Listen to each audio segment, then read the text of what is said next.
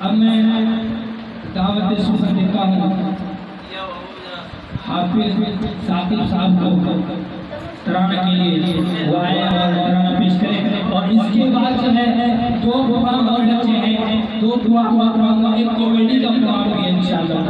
तो आइए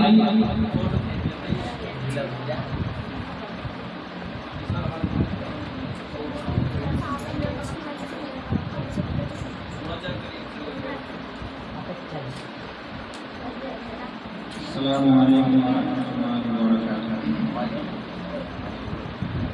जश्न आज़ादी मनाओ, जश्न आज़ादी आज, जश्न आज़ादी मनाओ,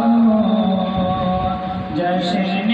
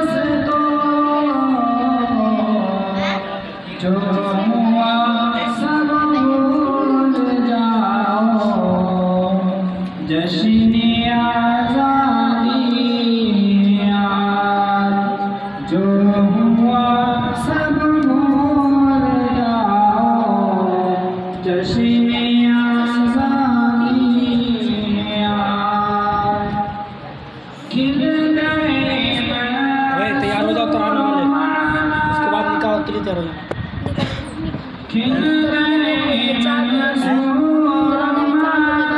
जो भी है वो आ जाओ।